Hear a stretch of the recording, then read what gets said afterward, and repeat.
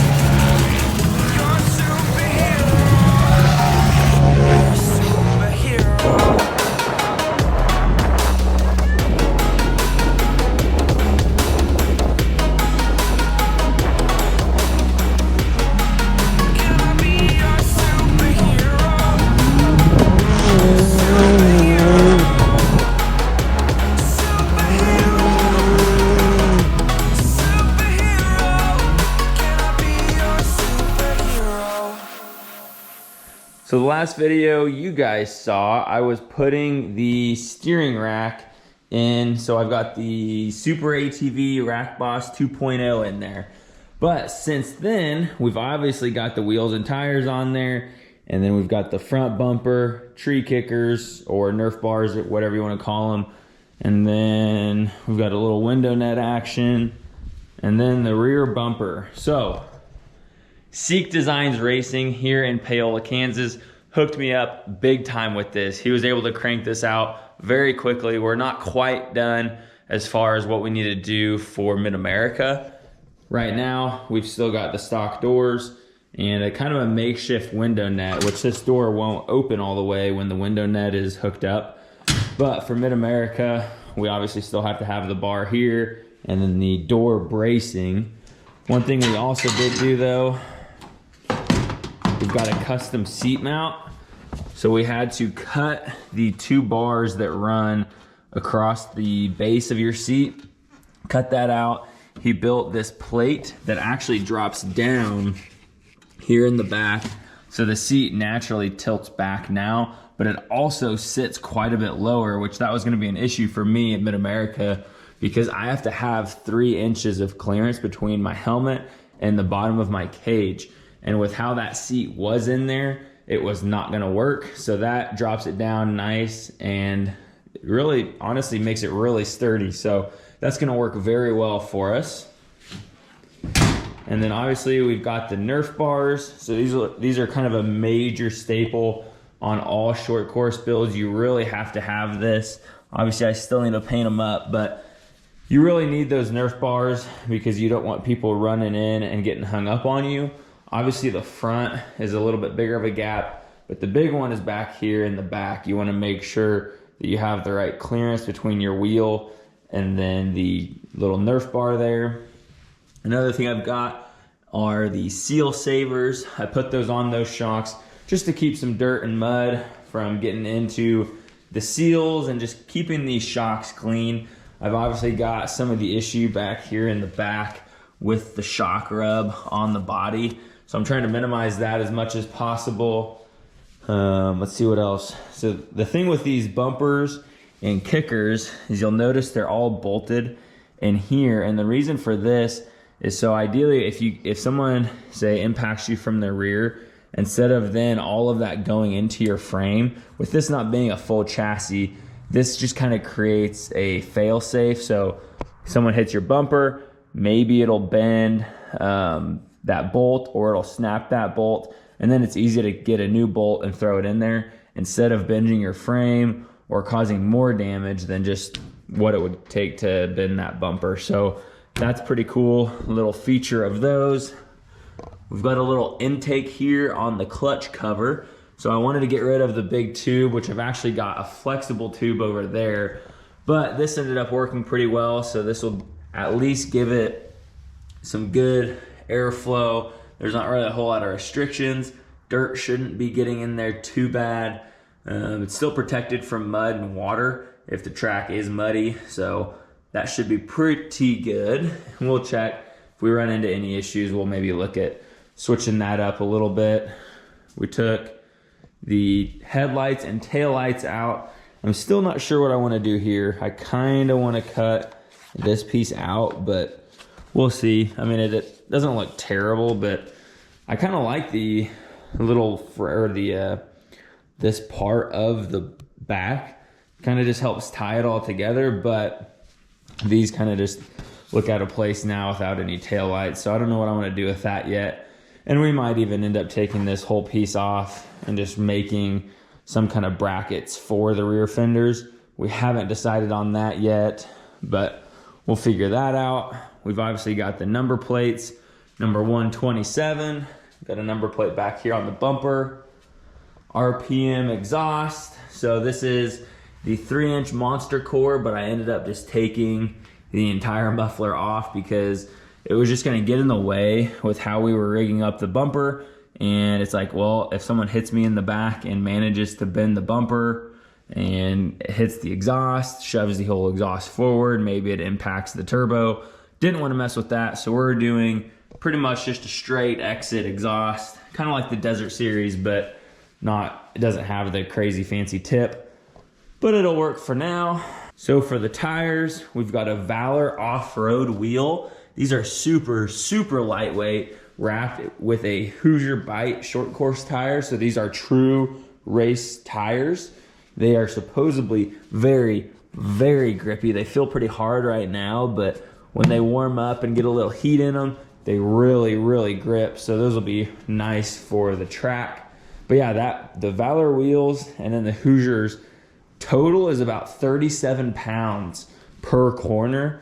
So what I had on there with my ITP Coyotes on the Turbo S wheels sitting back there, those were close to, I want to say 55, maybe 60 pounds.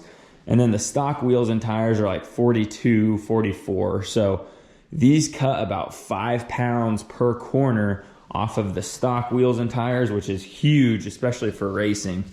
But like I said, we've got the headlights taken out. We're keeping the little brow in here. I just kind of like the look of it, and there's no real huge need to take that out. Same thing with the front bumper. Got the bolts. We still need to adjust the suspension.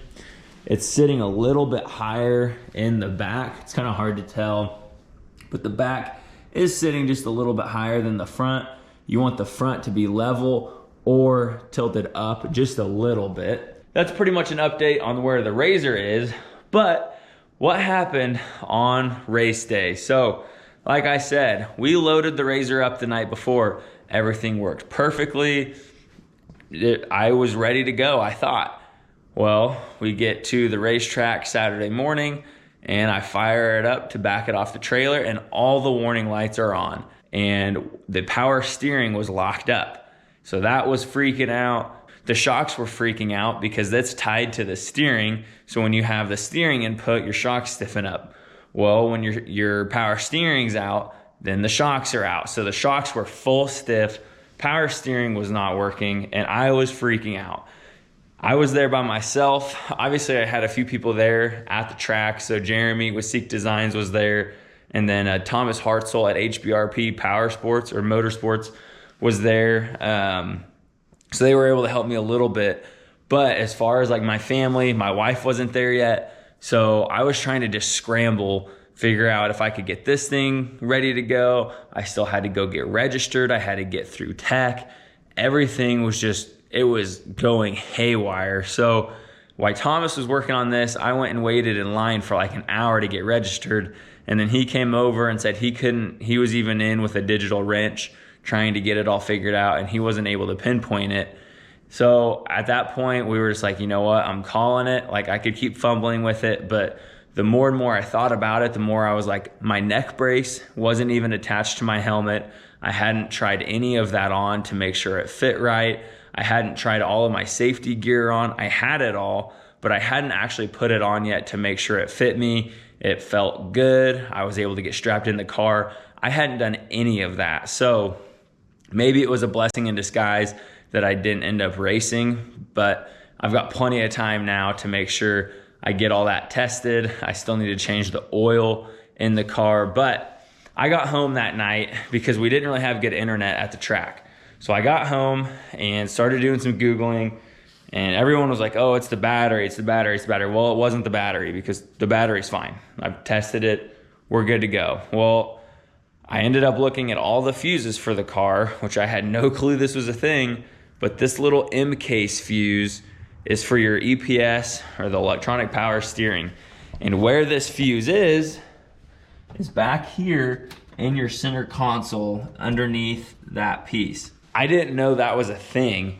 And luckily I found that online and there's a spare one of these fuses in that little piece. So I think it's in your number 3 spot and then your EPS fuse is your number 4 spot. Checked it and it was clearly broke. So I was like, dang it. Swapped out the spare, fired right up, everything was working. So I was like, okay, that's good. We at least got the problem solved. I do need to order a few more of those fuses though, just in case it does happen again. I don't really know why it happened. I put a battery tender on it the night before, no different really than I had done previously, but maybe I think I had it plugged onto the battery before I plugged it into the wall. So maybe that tripped it. I know these power steering units are very, very finicky when you start introducing like high voltage, low voltage, whatever that may be. So I'm hoping that was the case. I definitely need to try to test it, see if I can get it to replicate that same problem so I know kind of what is going wrong and what to avoid or what to fix. But I think we're gonna be pretty much good to go. I still need to do oil, transmission, diff, and then adjust the shocks. That was another big thing with those shocks maybe not being adjusted right.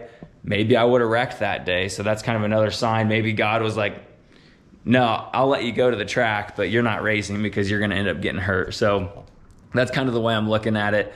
Maybe it was a blessing in disguise, but our next race is gonna be May 4th in Adrian, Missouri. So pretty much how the Razor sits is how we're gonna be taking it to the track.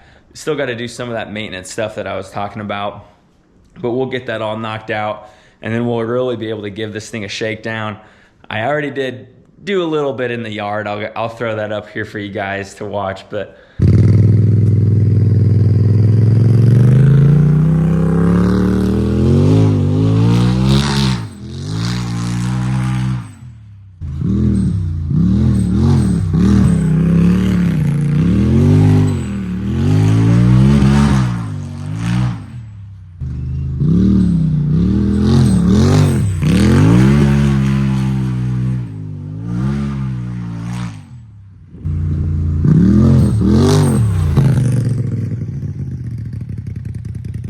tore up the yard a little bit. She's running good. So I'm super pumped on that. I can't wait to actually get on a track and put this thing to use, put it through its paces and really see what it can do on a track that it's built for. And then we'll go through that round 2, and then we'll bring it back, clean it up. Then we've got fab work. Once the fab's done, we've got a sick wrap in the works. I cannot wait to get that thrown on here. And then we'll be ready for Mid-America at the end of May. So Memorial Day weekend, MAO, Jay, Oklahoma. Definitely get it on your calendar if you guys haven't been there. It is a legit place. So it's gonna be super sick. I've got family coming out. So I can't wait. If I'm not out on the track, I guarantee you I'm gonna be in the pool. So that's pretty much it. We're gonna go ahead, sign off for now, get this thing rolling, get a little bit more fab work or get a little more maintenance stuff done to it. I do need to get a new set of harnesses. I can talk about that later, but that's pretty much it for now. Thank you guys for watching. Hit that like and subscribe button, and we'll see you on the next one. Peace.